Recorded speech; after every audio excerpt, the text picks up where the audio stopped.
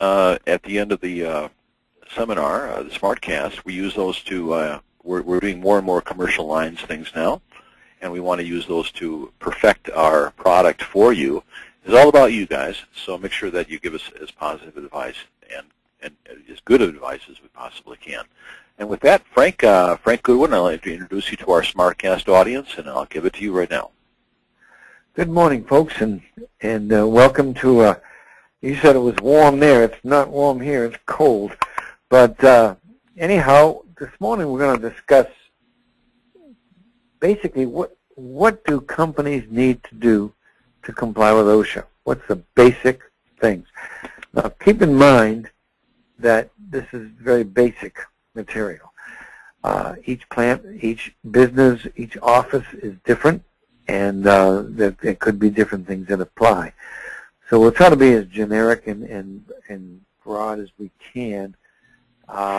Excuse me, Frank. Frank, you might want to, just for the benefit of everybody, put your presentation into presentation mode, because right now you're in slide view.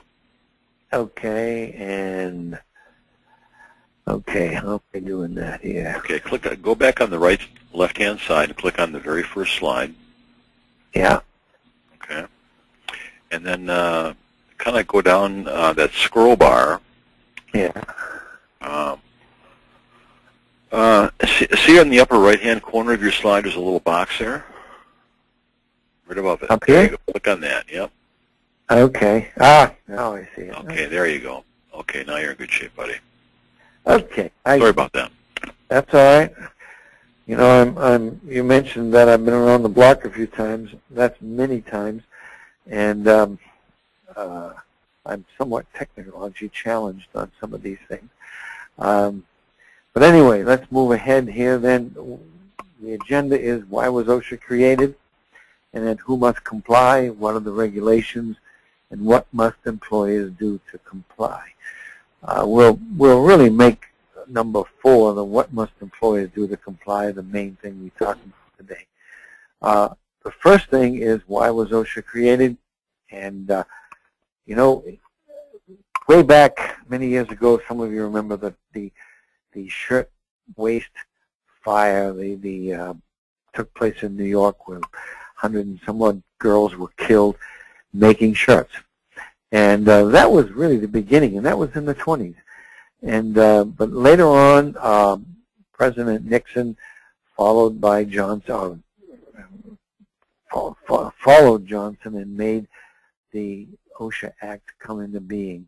He signed it, and he signed it in 1970. It took several years for OSHA to get out there. In fact, I did a class in '71, I believe, where I used the word OSHA, and people looked at me like I was some kind of creature. And what was OSHA? But OSHA was created, though, to cut down on the number of deaths, the number of fatalities, the number of accidents that took place in industry and in construction.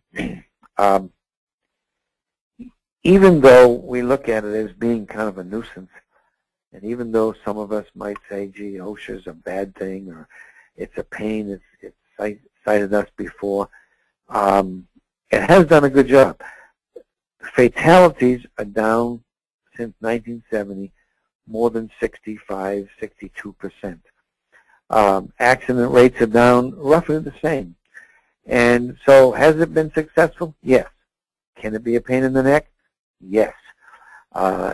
Especially if you don't follow the rules. Now, everyone here on the line has probably had an IRS audit. You go in for an audit, you bring all your paperwork. If you've done your paperwork, if you've kept all your receipts, and you've done the right things, the audit goes fairly well. You may get an additional penalty. You may not, but it's not anything that's dramatic. If you haven't followed the rules, if you tried to stiff the IRS, then it's not a pleasant thing. OSHA is the same way. And most of the OSHA inspectors are out trying to do a good job. Now, the other side of that coin is, and I've been around a while and have run into some Barney Fife OSHA inspectors. You know, they got a big ego and they want to make it miserable for everybody. That doesn't surprise me. However, it is not the commonplace thing. So let's continue on now and go to the next slide here. And Craig, I'm having trouble moving this.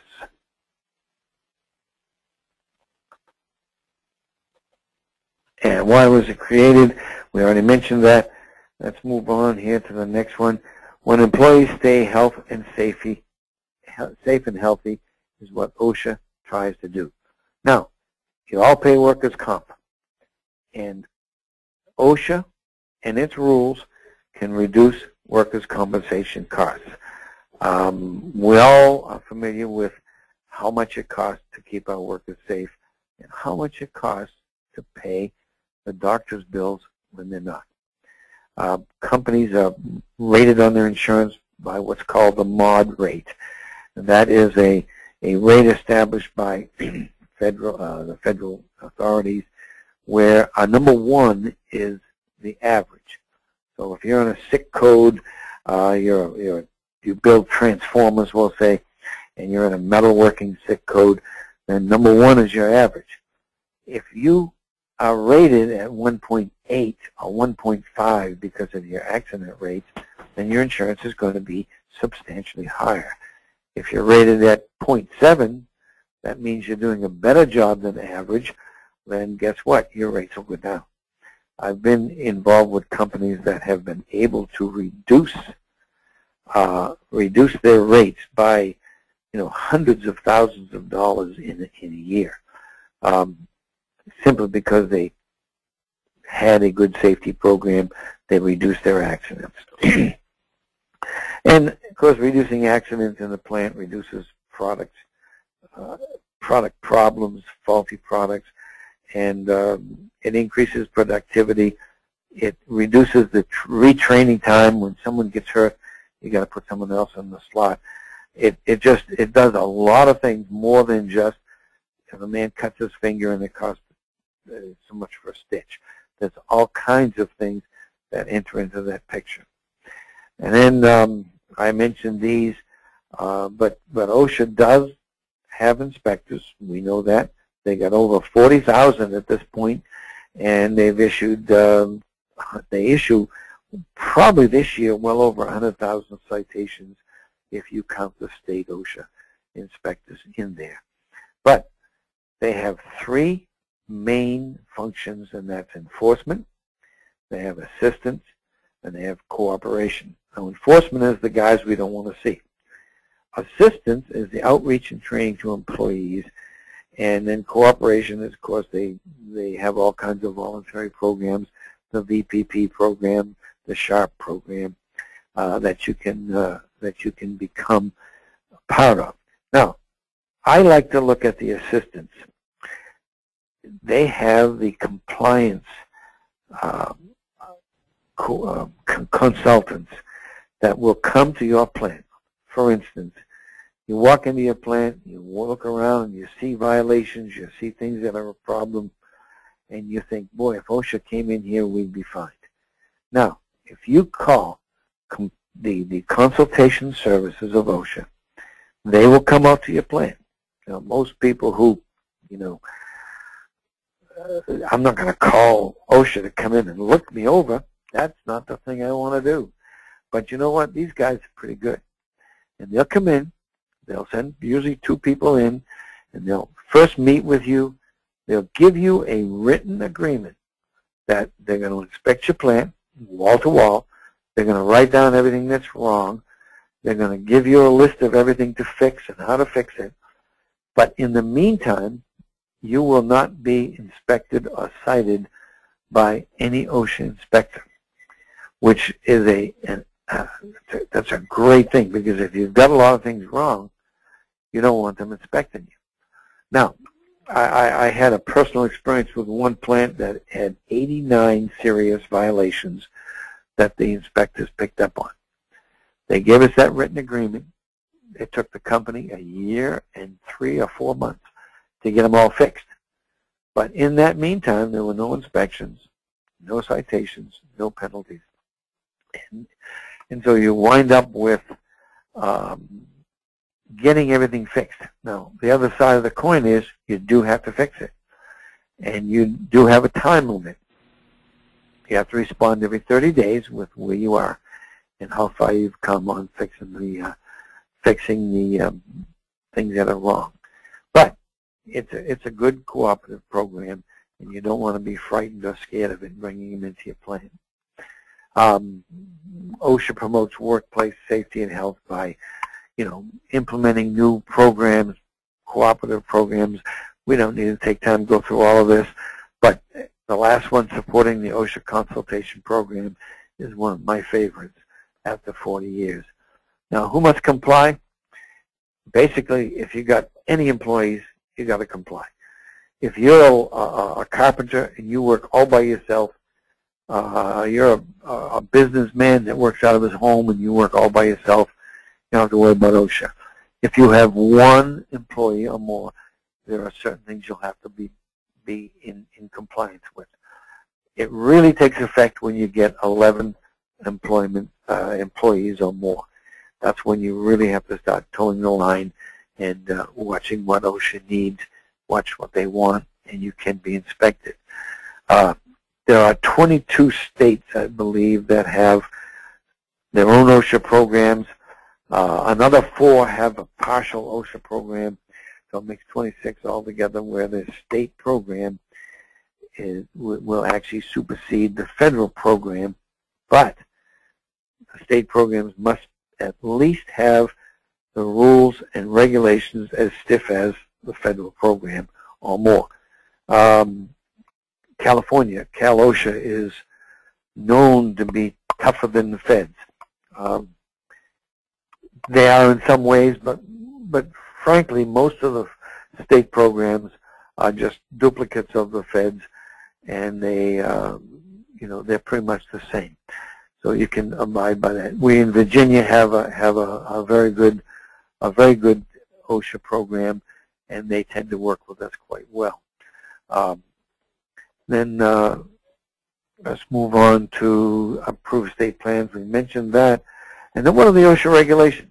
Well, if you are a plant, or you're a contractor, or you're maritime, you have 3 different OSHA standard books.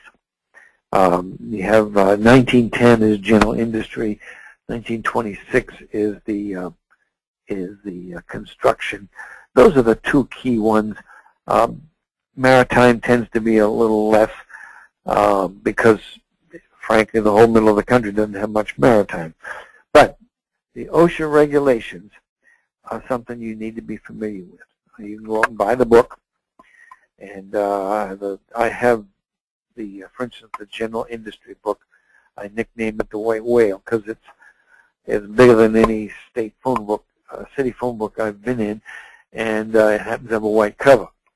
Now, it's hard to use, hard to find your way around unless you're familiar with how to use it.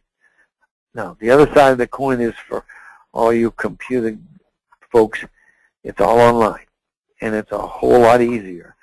In a book, you got to search for something. You got to flip the pages, read the alphabet, and do all that stuff. Online, you go to OSHA.gov and type in what you want, and the questions can be very general, and it'll pop up and take you right to the spot you need, and it's easy to work with. So I would say the best way to work with the OSHA regs is online. Now, we are familiar with, or you should be familiar with, the general duty clause. When you're as old as I am and you've been around a while, you know that things change. And in 1970, when they wrote the standards versus 2012, there are some things that are different. For instance, safety glasses. When they first came out in 1970, they gave you, they looked like Coke bottles, and they gave you permanents on your nose. Today, we've got stylish, jazzy, lightweight polymer glasses that are great. and they're not uncomfortable. They're comfortable and they look good. So they had to make, in '94, I believe it was, they made changes in the standards to fit some of the new technology. However, when they wrote the basic standards, they put in there what's called the General Duty Clause, which requires employers to furnish a place that's free from recognized hazards and is safe for employees. But part of that General Duty Clause basically says, and it's kind of a catch-all, if the standards don't tell us about a tool or a safety device that wasn't existent in 1970, they can still cite you for not having it. Let me give you an example. In welding, when they wrote the standard, they didn't have flashback arresters. There was no such thing. They have flashback arresters now for the oxyacetylene lines. They can come in and say, you need to have a flashback arrestor. And you can go to the book and say, gee, I don't see flashback arresters in the book. Well, that's irrelevant because it's a known device, it's inexpensive, it's proven, and it works, and they expect you to know about it and have it, and they can tell you you must have it. So there's a lot of things like that that have taken place since 1970, and you need to be aware of them. Most people are in their own particular fields. For instance, in fall protection, there's new devices out that weren't existent in 1970. Welding helmets, safety helmets, hard hats, all the things that have been developed. For instance, hard hats are not supposed to be worn backwards. You know, people like to put the brim in the back like baseball caps, and that isn't found in OSHA. But they can make you not do that. And then, of course, the manufacturers made a hard hat with a little squiggle emblem on it that says it works both ways, but OSHA can still say, don't wear it that way. So it varies, and you can go to the General Duty Clause, and they can cite you for anything that's not in the regular standards under the General Duty Clause. And then if we look at the OSHA, there are 6 basic areas or divisions. Administrative, and that's every company must develop a safety program and make sure your employees buy into it. You must have an accident investigation program. By the way, I want to say this about OSHA under this section. They love paperwork. They want record keeping. And today we can do it all on the computer, but they want record keeping. When they come into your plant, they're going to want to see your programs, and they're going to want to see your emergency planning programs. They want to see your record keeping. They're going to want to see safety audits that's done by you or your safety committee. And then you've got to post certain federal and state requirements on the wall. They're going to want to see all this type of thing. And if they can't see it, then you may be one of the ones that gets a fine. There are things you've got to do. And then the next area is exposure control. You have to prevent your employees from being exposed to asbestos. And that's kind of not as vital anymore. Most companies have gotten into compliance and gotten rid of the asbestos, and they don't make it anymore. And then you've got a bloodborne pathogen program. This is an area where people really blow it. They oftentimes do not have a bloodborne pathogen program. You think to yourself, well, I'm not going to get blood on me. Why do I need a program? I'm not even worried about it. They're all friends of mine that work here. But they expect a bloodborne pathogen written program and a hazardous material program. And then they want you to protect your people from hot, cold working conditions, protect them from lead. And then the Right to Know Hazard Communication Program is extremely, extremely important. And with that, you need to have, the main thing there is the material safety data sheets, which is the next item we're going to cover. And you need to make sure that your people understand and know how to read MSDSs. You must have a book, what they call a right to know center in your plant, where people, employees can go and pull a book out and look up any chemical that you're using. Now, one of the areas that we really mess up is the restrooms. You may have toilet bowl cleaner that's acid, and you think to yourself, I just use that in the bathroom. You must have an MSDS. Even though 99% of your employees are probably never going to get involved with it, you must have an MSDS. Hand cleaner, Windex, all these things that you use in the plant that you think are just kind of normal, you must have an MSDS on it. Now, an easy way today is to make your files all digital. You can have all your MSDSs online as long as they're available to your employees. The programs out there are a multitude. One that some you can pay for, several $1,000s, and you can design it for your plant. Or there's some that operate totally online. This is a remarkable device. Saves all those yellow books from being stuck up in the plant. Hopefully, people will look at it. I like to look at the yellow MSDS books as like the old yellow pages that you used to have in phone books, in phone booths. When you were traveling down the road and you got to a city and you had to look up the phone number of a restaurant, you went to the yellow pages, and guess what? The restaurant you were looking for, pages ripped up. That's kind of what happens in MSDS books. Employees just will oftentimes go to the page they want. No one's looking. They rip it out. And then it takes you all kinds of work to keep that book up to date.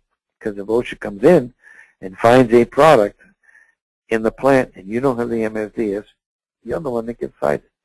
So doing it online is a great way. I recommend it highly. And it works flawlessly. Now, you can't throw away your old books. Okay? You got to keep them for 30 years. So someone 25 years ago may have worked at your plant or your company and may have gotten involved with a chemical you were using then, and they want to check to see if it was something that could be bothering them 25 years later. And you know what? You have to have the MSDS. So don't throw them away, file them away, put them away, but you can keep everything now, from now on, digitally. Then you have your personal protective equipment, PPE as it's called, protecting backs, eyes, fall protection. You're going to have first aid. First aid stations are where a lot of times we really mess up. You've got to have first aid available to all your employees. That means that you can't have a first aid kit up in the HR office locked because someone may get hurt. It needs to be out where people can get at it. And if you've got a 500,000 square foot plant, you can't have two. You've got to have enough to where people can get at it, and it's got to be kept filled and maintained on a regular basis. And then hand, wrist, and finger safety. Next to slips, trips, and falls, cuts and lacerations are two of the most frequent accidents that take place. You've got to have a hearing safety program. Now, if you have anywhere in the plant where you've got more than 85 decibels over an 8-hour period, then you must have a hearing safety program. OSHA can come in and they'll do a test on the volume of noise that's happening in your plant, and you may have an area where it's over that, and then you've got to compensate for it.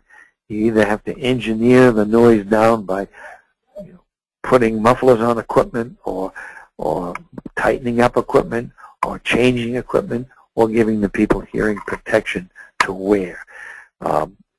Then you've got respiratory protection.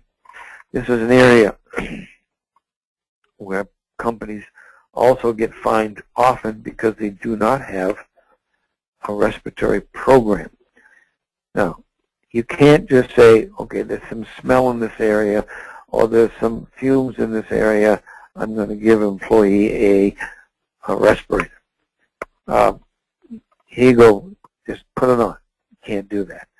You must, if you have an area that requires respiratory equipment, you have to have any employees that might have to wear it or will be wearing it fill out a medical questionnaire that goes to your company doctor, and the company doctor will then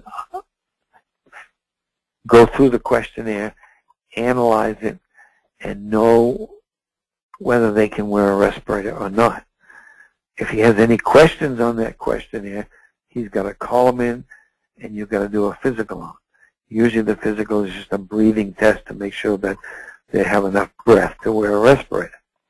But that's something that you as an employer are required to do, and you must do it. If they come in, if OSHA comes in and you finds an employee wearing a respirator, and then he can't find the medical report saying the man can wear it, and he can't find the results of being fit tested, then the employer can be fined. So you've got to make sure that you have all your employees fit tested and okayed by a doctor to wear a respirator, and then make sure they're wearing the right kind, make sure they know how to put it on right, make sure it's kept clean, and it has to be stored correctly. Sounds Mickey Mouse, but these are all vital things that you must do. And then you got to have eye washes, safety showers in their eye washes.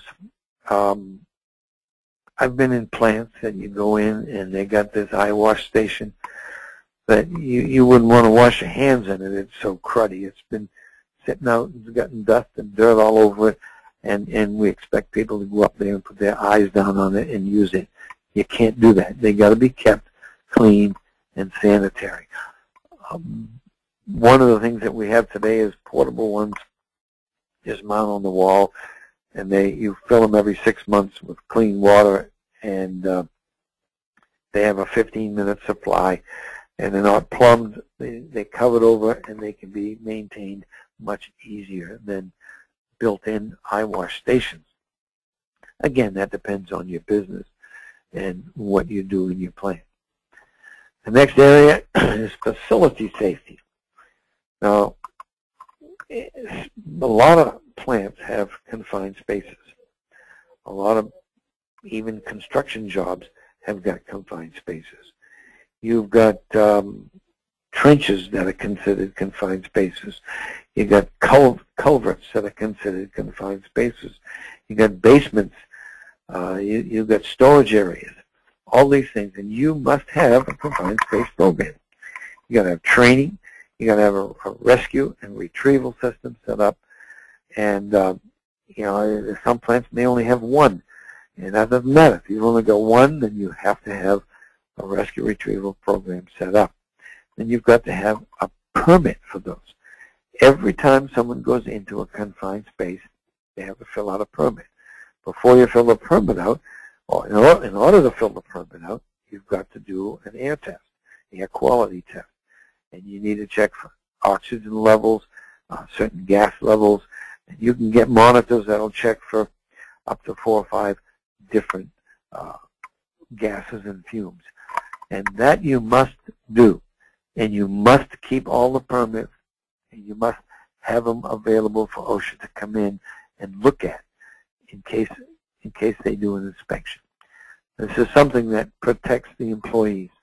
The rescue and retrieval is also vital, that you have your people trained on rescuing someone. For instance, let's look at a manhole.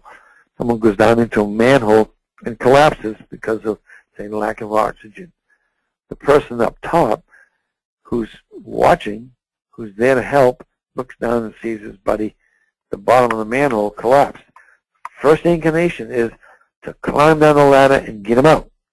Well, you know, it might be that he collapsed from lack of oxygen, and whoever goes down the manhole will also collapse from lack of oxygen. So you've got to, number one, test the air, and number two, make sure it's okay to go down and get that person out. we actually, statistics show that more people die from rescuing people in confined spaces than actually die from the confined spaces. Then you got electrical safety. You have to have an electrical safety program for every employee. They've got to know that you don't yank a cord out, a receptacle out of the wall. I mean, a plug out of the wall by the cord. You can't do that. That sounds Mickey Mouse. You'd be surprised how many people won't do it. You have to have a safety program, and then you've got to have a secondary safety program for those who are authorized to do electrical work in your company. And it's got to include lockout, tagout, which is vital for life-saving. It's got to include basic rules of how to use the tools. You've got to have GFCIs installed, make sure everything's grounded. When an OSHA inspector comes into your business, they're going to walk around with a little plug and plug it into all your receptacles or sampling of your receptacles and make sure they're all grounded. If they're not grounded, you've got a difficult problem. You can be cited. Then you got ergonomics. Ergonomics is one of those areas that is so difficult because, you know, you got carpal tunnel syndrome, you got back problems, you got leg problems, neck problems from certain positions that you sit. You got problems with lifting, and you've got to have basic training for these. And I have to admit, it's very difficult. And you get more people who claim back problems that don't. It becomes one of those areas that can be very much abused. So you need to make sure that you have a good program, that you do the right things, and that whoever your clinic is knows how to deal with, I hate to use the word, but those who would exaggerate their illnesses or their injuries. Then you got fire safety. That pretty much is got to be mandated by your local fire marshal and the local standards and regulations. But like some places will have fire extinguishers every 50 feet. Some may have them 40, some may have them 100. But OSHA says you can't be more than a certain distance from a fire extinguisher at all times. And then you've got to have an evacuation plan. The evacuation plan must have in it accountability. If you have 100 employees in the building, number one, you've got to know who's in the building. So that means you have to have a sign in or punch in or check in so we know that there's 100 people and they have 100 names. If there's an evacuation, you have to be able to account for those 100 people. If visitors come in, you have to account for visitors. And because, again, the rescuing of individuals is extremely vital. If there's only 99 people accounted for, then you're going to be sending a rescue team in to get the one person. If that one person is out of the plant and you don't know it, you could be putting a rescue team in jeopardy, going in to find someone who's not there. I was involved with a company in a little town in Georgia. It was a very large textile plant and burned to the ground. And they had everybody accounted for except for one man. One man they couldn't account for. They sent a rescue team in for that one man. What had happened was he got out of the building. His mother happened to live just 2 doors down in the house across the street from the plant. He went to his mother's house. One of the rescuers was hurt trying to find him because he didn't get counted in the count that was to make sure everybody was out. So this kind of thing happens. We must have rules, must have training so people know to get accounted. And then you got indoor air quality. You gotta monitor your air, make sure it's clean. HVAC will do most companies. But you know, if you've got any kind of work, you've got machine shop, you've got any kind of welding or brazing, it could take even more than just HVAC. In fact, if you've got welding going on, you've got to have mechanical ventilation almost all the time. Or you've got to have at least 10,000 cubic feet of space for every welding machine that's in the building, and at least 16-foot ceilings. So if you got 10-foot ceilings, you've got to have mechanical ventilation. If you got less than 10,000 cubic feet, you've got to have mechanical ventilation. And then lockout tagging, I mentioned that already. Material handling, you got to know how to run your forklifts. Got to have the right inspection program. You've got to make sure that your forklifts, that your scissor lifts, that your cranes are inspected every shift. Sounds wicked, and it is. But a forklift has to be inspected before every shift. A crane has to be inspected before every shift. And it has to be not just a casual looking over. Even though that's all it is, you have to have it written down. Now, you can have just a short little inspection. You can have your person jot it down and put it in a computer if you choose to. But if they come in, the bad part is if someone is hurt on say on a crane, or by a crane, or working with a crane, and they come in and there was no inspection of that crane, then the company's going to be at fault. The employer will be at fault. And I can tell you there was an instance where I was involved in this situation where a man was hurt. A crane knocked over his scissor lift. He was totally at fault.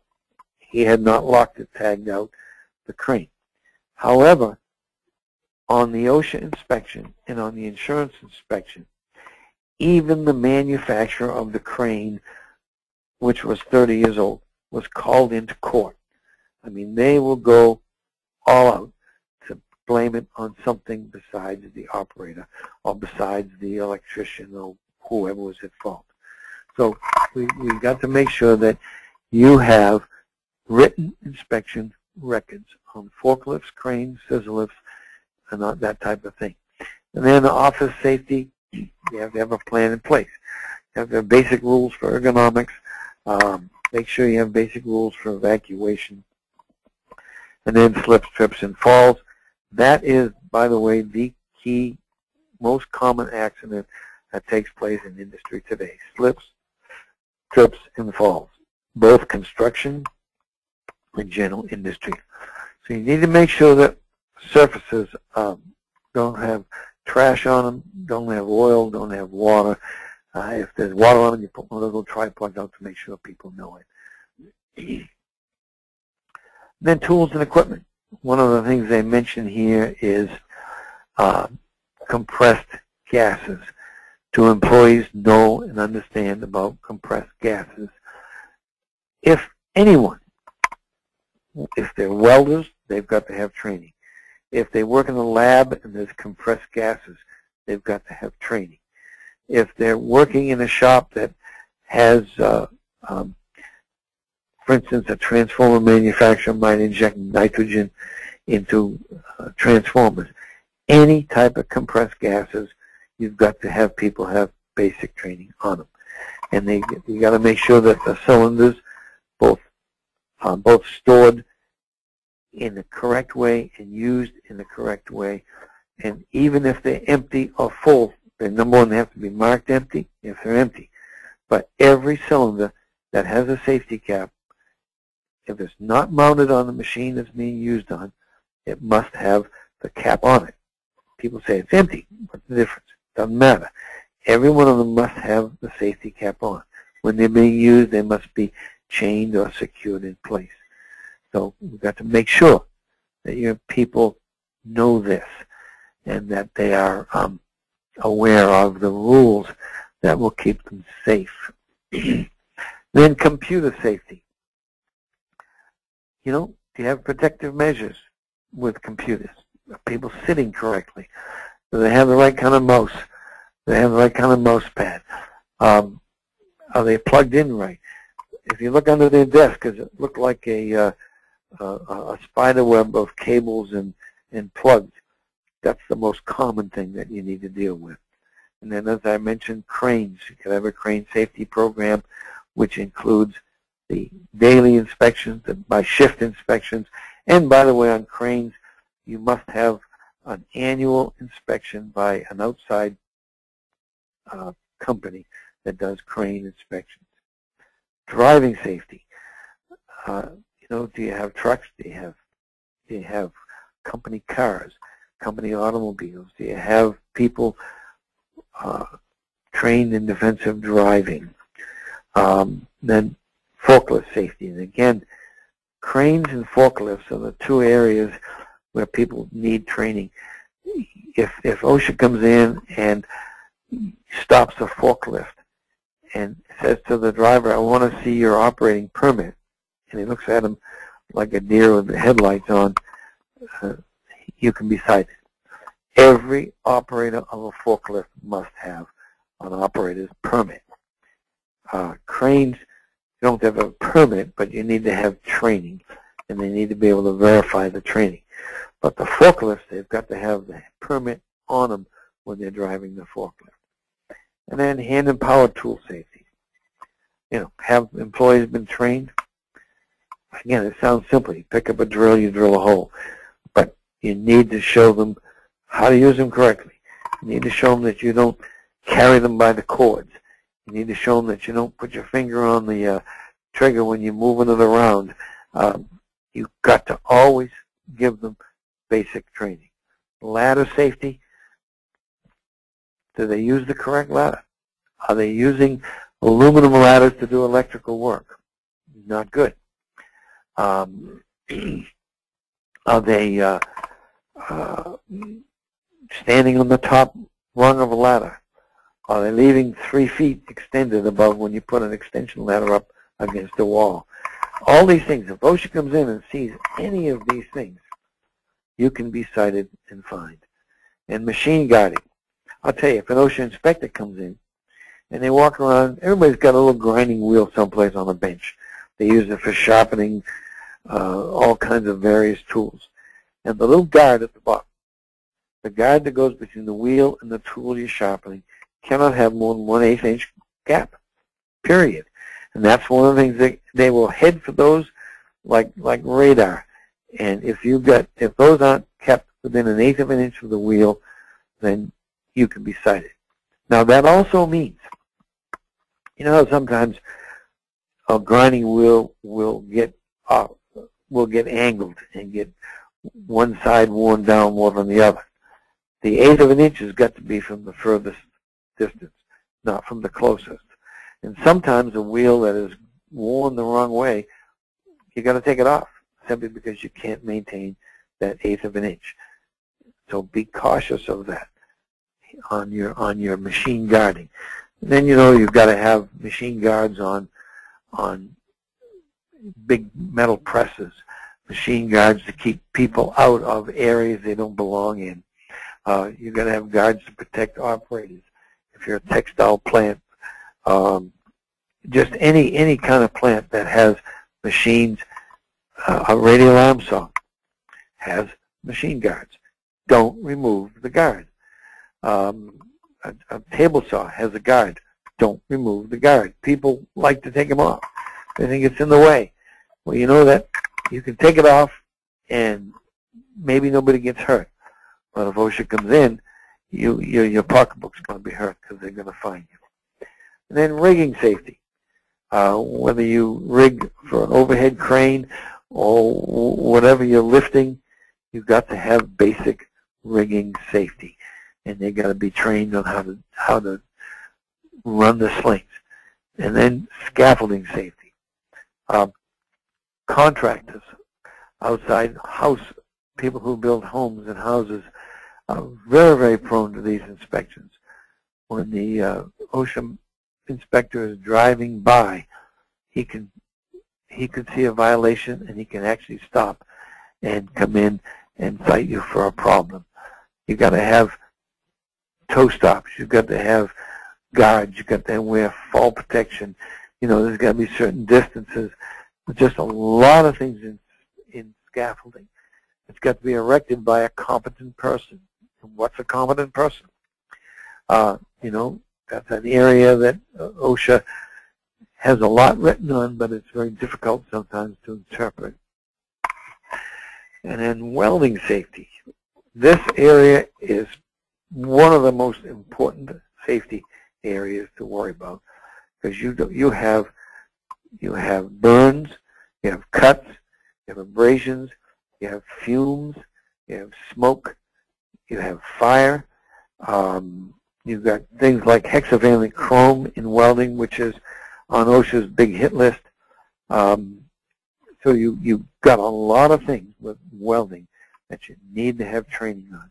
You got to have certain types of clothing, eye protection, and you've got ultraviolet rays.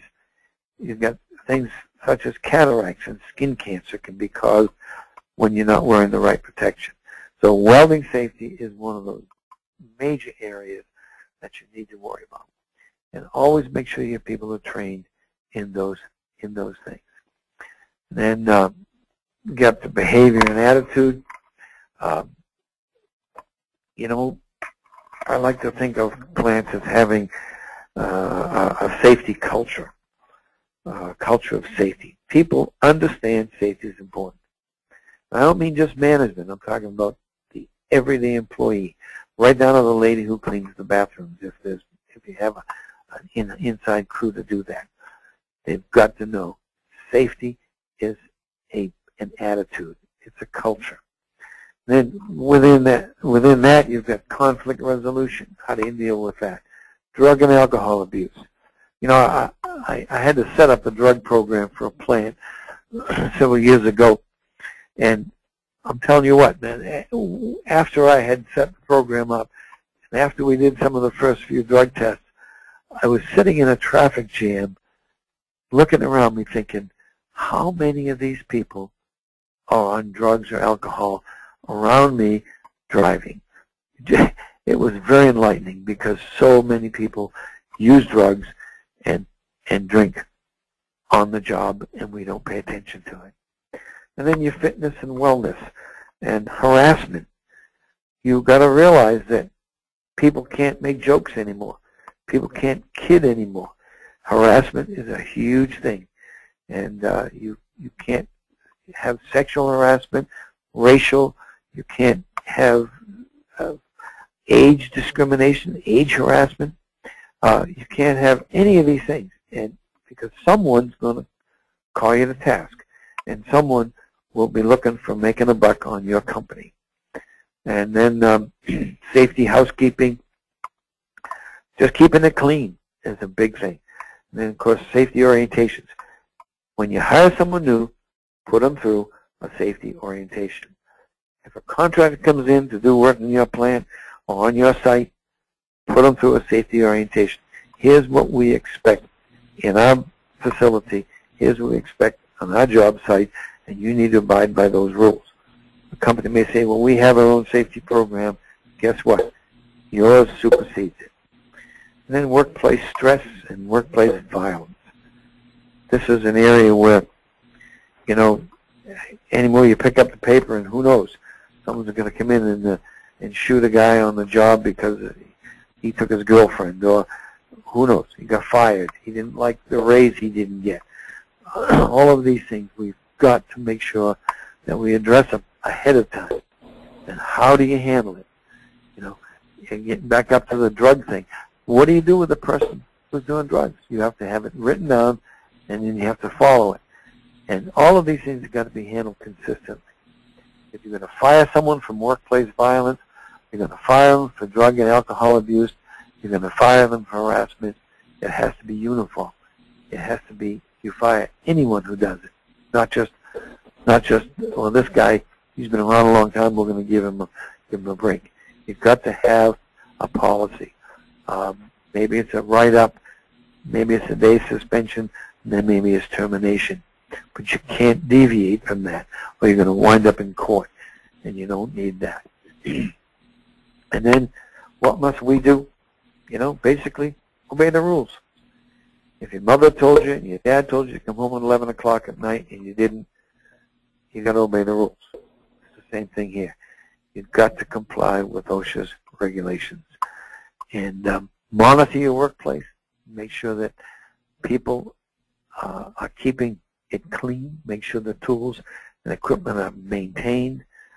Make sure the company employees know the hazards.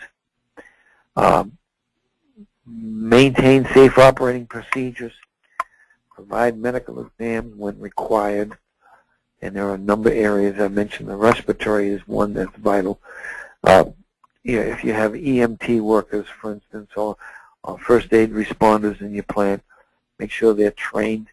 Make sure that they have the vaccinations that are necessary, or that you make them available. If they become exposed to blood, you've got to give them certain vaccinations and shots. They don't have to take them, but you have to make them available. And then make sure your OSHA posters are up. And then the last thing I'll get into here is reporting a fatal accident within 8 hours. Or if you have 3 or more people hospitalized in any one accident, you've got to report it within 8 hours. The question I asked an OSHA guy one time, I have a list of priorities of what OSHA pays attention to and what OSHA responds to. The number one thing was if a workplace had any kind of imminent danger to life and health, that was their first thing. The second thing they responded to was fatalities. And I asked him, I said, well, gee, isn't a fatality worse? And he said, no. The first thing is someone could get killed. Second thing is they're already dead, so we make that number 2. And then it goes on down the line, employee complaints and random inspections, and then targeted inspections. So these are all things. But if you have an accident with a fatality or more than 3 people hospitalized, you must report it within 8 hours to the OSHA office. And then keep your records. 300 form must be posted. I hope you all posted it the 1st of February. That's when it needs to be posted for 90 days. Provide employee medical and exposure records to any employee representative or representative on their request. Now, not other employees, but their own personal ones. Or employees have a right to know what has taken place in the plant. Were there any respiratory problems? Were there any incidents? They don't have to know who, but they're allowed to know what are the hazards in the plant. And they're allowed to know this. It's not private. And then you need to identify ahead of time who would go with an OSHA inspector. You have a safety director, he would go with the OSHA inspector. Who else? They're going to ask for an authorized employee. Do you have a union? It would be a union representative.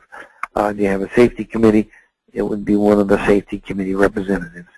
And then you cannot discriminate against an employee who asks for these things or who complains about hazards. You cannot do that. And then any citations you get, you have to post them near the work area involved until they're fixed, or for at least 3 working days, whichever is longer. So if it takes you 6 months to fix something, which sounds not too hot, but if it took 6 months, you have to keep it up there. Now, there are certain things that may be major plant or major industry changes that would take a while. You still have to keep that citation posted. And then correct the violations by the deadline and have verification of it. And if you want to keep OSHA happy and keep them away from you, these are some of the things you must do. And then you've got to have record keeping. That's the 1904 standard. Record keeping, the main thing in that is your 300 and 301 logs. You've got to have an emergency evacuation plan, a first aid program, a bloodborne pathogen program, a PPE program, an electrical safety program, hazardous material program. I didn't mention this earlier, but some companies may not have any hazardous materials to speak of, but you still have to address it. And then a respiratory protection and hazard communication programs. All of these, if they come in, they're going to want to see these programs, and you want to be able to give them to them and show them to them. Any questions? This is Craig Davidson jumping back on, and if you do have any questions, that hand sign that popped up on your GoToWebinar, you can press that button, that hand sign, it'll pop up next to your name, and that way we can call on you if you have a question. Or you can type in questions down a little bit down the tool there, and we'll take those now. So I'm going to just see, Frank, if we have any raised hands here that we can call on anybody. Okay. I don't see any. Let's see one here. Okay, Rick. Rick, you have a question or a comment for Frank? Are we talking now? Yes, sir. Yes. Okay. Yes, wouldn't it just be easier to get OSHA in here to inspect your building and have them do the corrections today? Because there's a lot of stuff you went over that we're not going to remember, to be perfectly honest with you. I mean, I don't have a copy of what you went over and everything. Wouldn't it be easy to do that with them, and if there's any things, they'll give you time to do that so you can't get penalized? Yes, it is. That is an ideal thing to do, really. And you'll find that they're usually very cooperative and will work with you, especially if it's a big, let's say you have some major change that you've got to do, they generally will work with you really good on it. Again, the only thing you have to be worried about is that you do. If they say you got to do it, you got to do it. Yeah, right. Well, no, I understand that. Yeah. We had them check our old building that we've moved since then, so we really need to probably have them check the new place too. I mean, a lot of the stuff that you were going over doesn't seem like it applies to I guess we're considered like a micro business because we only got like 4 employees, but well, you know, this is a very generic thing. If you want, and Craig can get you the information. If you want to contact me, and I'll and answer. You know, after this is over, I'll be happy to address any of the issues because I've been. Well, we were debating moving to another building, so we may be in the same problem that happened last time because the last time we had an inspector was right before Katrina, and after Katrina we had to move. We didn't have a choice, and then we just never got around to calling back with the new building. I mean, we did some of the things they told us, but the record keeping is kind of hard to do because I have to do everything. I got to run the company. It's a big hassle. If you have somebody that does it, it's fine, but when you don't, it gets a little extensive. Right. So, record keeping is hard. Record keeping is very, very complicated. I mean, it takes you really actually probably damn near need a full-time person just to do that. Sometimes you do. Yeah. The HR department oftentimes gets the brunt of that. Yeah. Rick, I wanted to just mention to you that this session has been recorded, and then, so it'll be available on Future Office Network. So you're welcome to go on there and listen to it. You know, all the notes will be on there and everything. So. Well, I think what we'll do is we'll probably go ahead and call OSHA to come out and take a look once we decide if we're staying in this building or going to another one. Good. Then the new building's, it's a complete disaster. So I don't even know what has to be done there. That's a good option. Yeah. But that's what we'll go ahead and probably do that, and then they can get everything organized for us, I guess, and or let us know what we need to do, and then kind of do it that way. Because, like I said, there are some things. You had a lot of things in there that we don't really see the need for, but they may think you do. So, I mean, we got a forklift, but we use it once a blue moon, maybe once a month. We don't have any cranes or any of that kind of stuff. We do have protective equipment. We use CO2 monitors on them for their air. We use the old Linux deal, but it's not comfortable in this atmosphere because sometimes in the summer here in New Orleans it gets pretty hot. I've been there. I know. Vortex air conditioner system. We went to the little Vortex air conditioner system, and that seems like it works a little better. Oh, that's Keeps good. it a little bit cool, so. All right, well, I appreciate it. We really learned a lot. I mean, a lot of it's kind of repetition. It's something we saw before. Haven't been doing like we're supposed to, but we'll have to get back and get doing it, because I know the fines are can be extensive if they want to be difficult about it. Yep. Yep. Okay, Rick. Thank you for your question and for your comment. I appreciate it. Thanks. Okay, and we have a couple other hands up here we can take care of here. Okay. Okay, Julie, I tried to access your phone, but unfortunately you didn't enter your PIN number, so I can't call on you there. So I apologize for that. Make sure you enter your PIN numbers whenever you log in here. And let me just see down here if we have any written questions that people may have written in. And we have a couple of them here. Let me just read them off here. Okay. What circumstances are required? What circumstances require a shower? Frank? Okay. If you've got any situations where a person could be sprayed or could fall into any kind of caustic or nasty chemicals, and we're talking even things that are just alkali. It can be acid or alkali.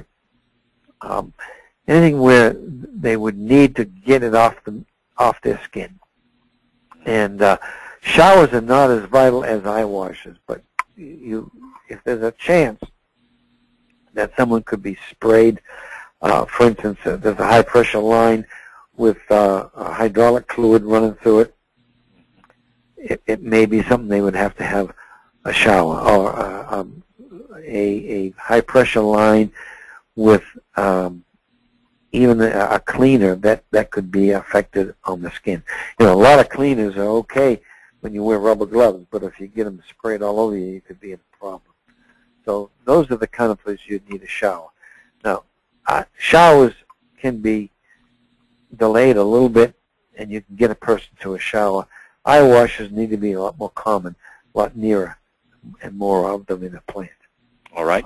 Julie had a question. Julie says, can we get a copy of the discussion? You absolutely can. Later on this afternoon, we'll be uploading, actually, this recording of this entire presentation with the slides, Frank's comments, the questions that you're hearing. So the whole thing will be recorded, and you'll be able to listen to that and stop it at your leisure and take notes and all that sort of thing. That'll be on the Future Office Network under Smartcast later on today. Those are all the questions that we have. We want to thank you all for your time this morning, or if it's afternoon in your neck of the woods. Please fill out the evaluations that are probably in your inbox as you speak, and we look forward to hosting you on another Smartcast. I'll be doing one on the new W-2 reporting coming up here real soon. You'll be getting an invitation on that under PPACA. Maybe this is for commercial lines that may not quite make a lot of sense to you, but on the benefits side, it's something that you all have to do quickly. So thank you again for all your time, and we wish you all a very good day. Take care now. Goodbye.